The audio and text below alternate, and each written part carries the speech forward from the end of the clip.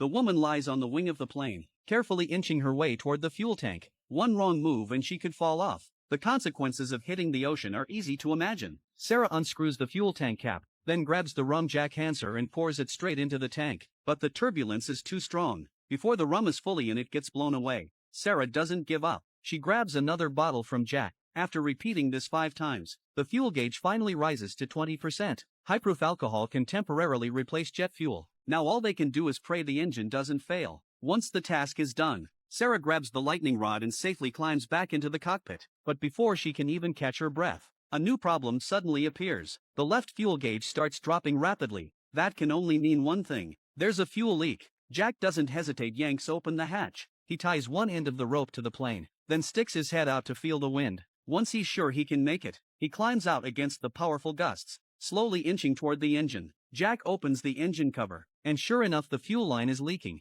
It's a critical situation. He immediately tears off the duct tape from his wrist and struggles to seal the leak. But just as Jack tries to head back, disaster strikes. With fuel spilled everywhere, his foot slips and he falls. Luckily, he grabs a support rod just in time, barely saving himself. Seeing this, Sarah panics. She lets go of the controls and rushes over to check on him, forgetting that the plane no longer has autopilot. The aircraft suddenly veers hard to the left. Jack, who had just gotten a firm grip, is flung off again. Sarah rushes back and straps down the control stick with a seatbelt, then returns to Jack. She tells him to trust her. The next second, she cuts the safety rope. Jack has no way back now. He has no choice but to risk it and grab her arm. Thankfully, he manages to climb back into the cockpit. But after closing the hatch, Sarah notices a fresh wound on Jack's arm. She grabs the first aid kit and quickly wraps it up. By now, most of the fuel has already leaked out. All they can do is lighten the load as much as possible. But even after tossing everything they can, the fuel gauge keeps dropping fast.